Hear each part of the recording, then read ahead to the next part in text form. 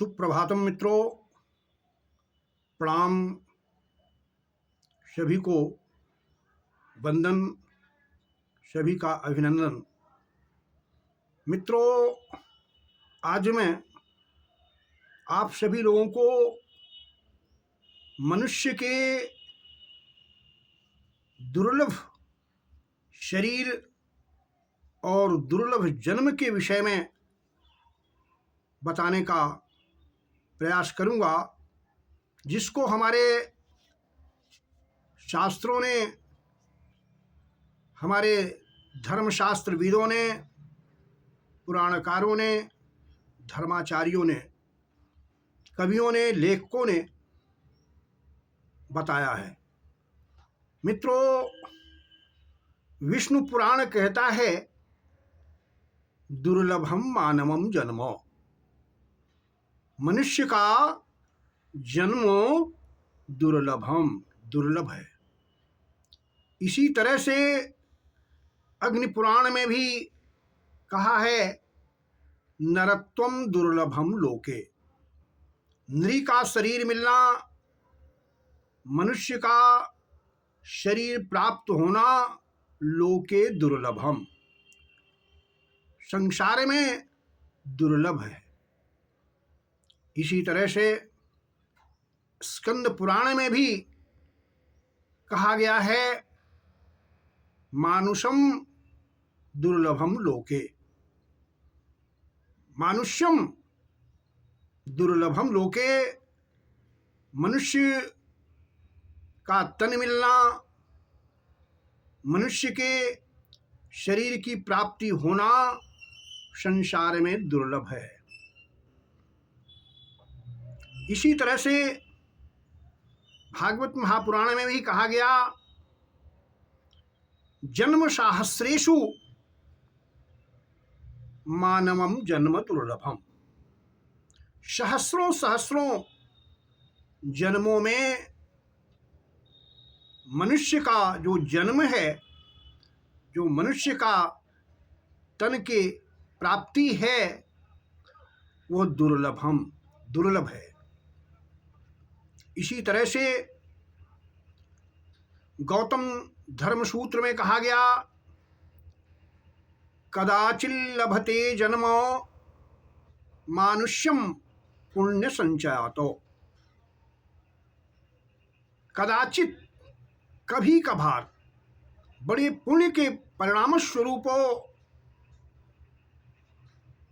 मानुष्यम, मनुष्य का तन, मनुष्य का शरीर पुण्य संचयात लभते, बड़े ही पुण्य के संचय से, बड़े ही सत्कर्तव्य से, अच्छे कर्मों के फलस्वरूप प्राप्त हुआ करता है।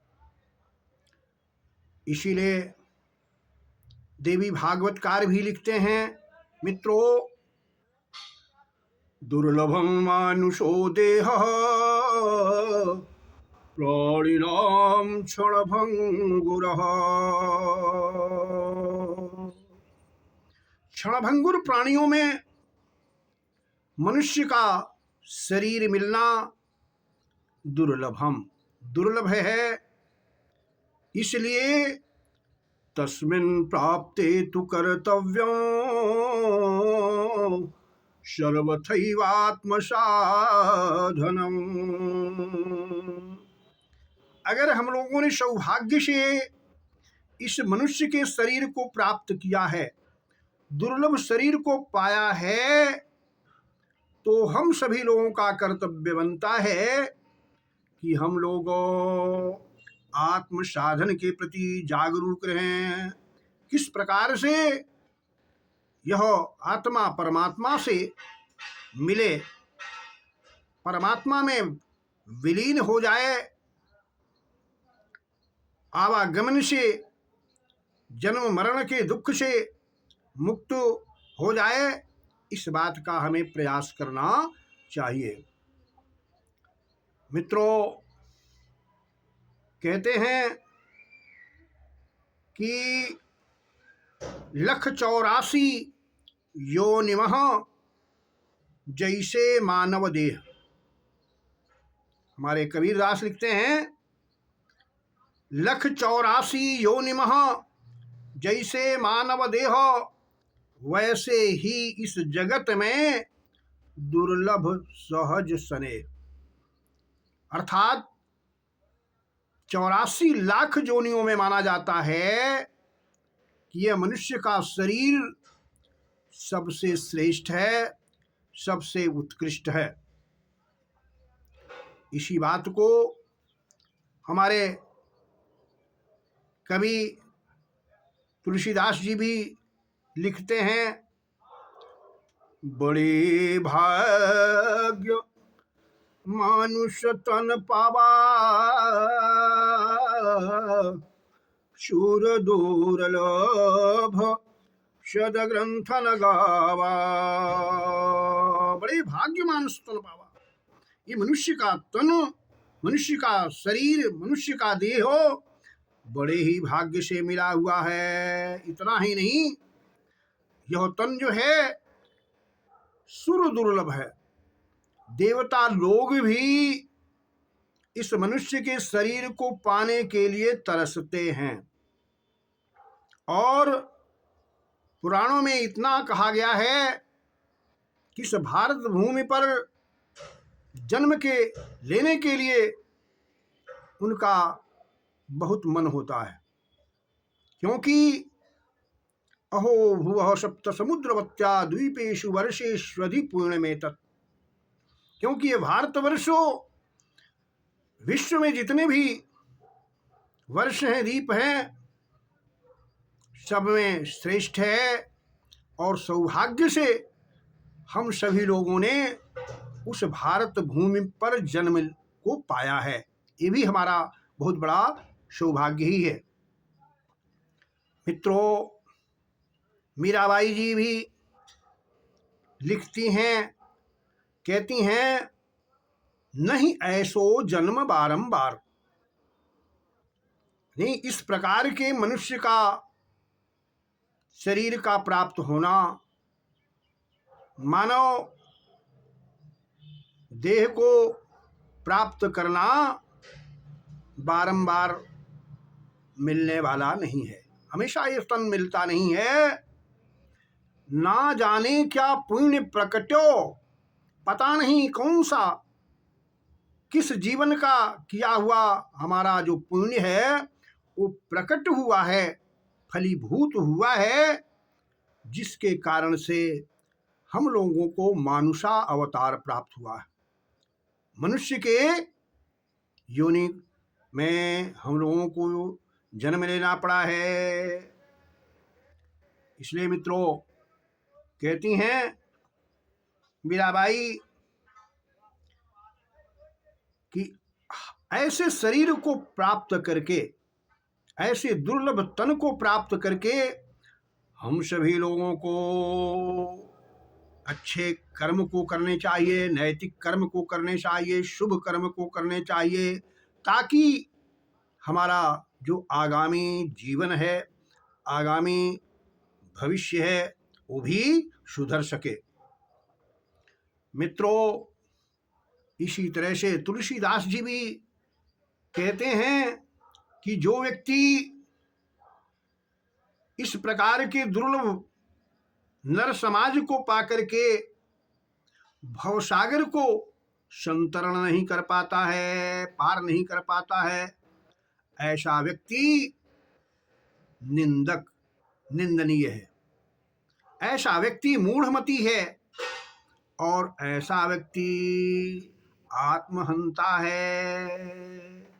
कहते हैं, जो न तरे भवसागर नर समाज अस पाई, सो कृत निंदक मूढ़मति आत्मा हन विनसाई। मित्रों, इस प्रकार के दुर्लभ शरीर को प्राप्त करके अगर हम लोग अच्छे कर्म नहीं करते हैं तो समझ लीजिए कि हम लोगों से बढ़ करके कोई मूढ़ नहीं है। हम लोगों से बढ़ करके कोई आत्महंता नहीं है।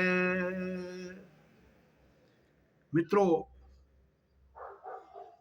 तुलसीदास ने एक स्थान पर ऐसा भी लिखा कि कहूँ उमाते अनुभव अपना,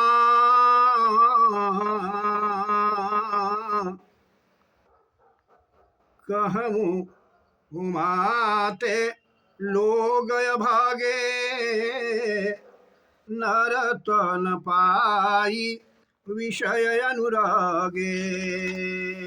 हे उमा, मैं इस बात को कह रहा हूँ कि ऐसे लोग बड़े दुर्भाग्यशाली हैं जो लोग मनुष्य के शरीर को पाकर के भगवान के प्रति, ईश्वर के प्रति जिनका अनुराग नहीं होता है। तो मित्रों, कहते हैं कि अगर आपने इस दुर्लभ मनुष्य के शरीर को प्राप्त किया है तो हम लोगों को विचार करना है, सोचना है कि इस दुर्लभ शरीर को पाकर के हम कभी भी कुमार्ग पर न जावें, कभी भी किसी भी प्रकार के दुर्व्यसन में अपने को उलझाएं नहीं। हम अपने मन को, अपने शरीर के जितने भी अंग प्रत्यंग हैं, इन्हें भगवान के प्रति समर्पित करके कार्य को करें। किसी ने कहा है, किसी कवि ने लिखा है, हीरा जन्म न तू वृथा गवाना, इस जिंदगी का न कोई ठिकाना। इसको हीरा जन्म कहते हैं। उन्होंने कहा कि ये जो जन्म है मनुष्य का, हीरा है, इसको पहचानने वाला होना चाहिए। अगर नहीं पहचानता है तो वह व्यक्ति बड़ा ही मूढ़ है। इसी तरह से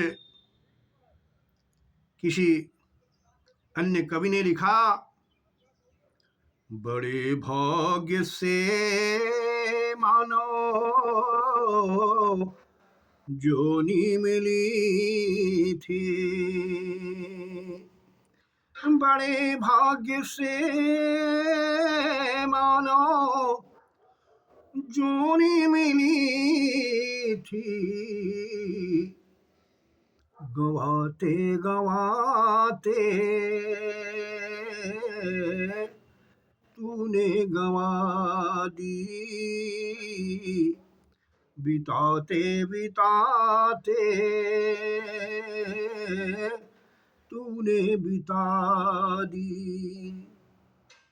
बड़े भाग्य से मानव जूनी मिली थी, बड़े भाग्य से, बहुत ही पुण्य कर्मों के द्वारा ये मनुष्य का शरीर मिला हुआ था, लेकिन हम लोगों ने अज्ञानता में इसे यूं ही खेल खेल में बिता दिया।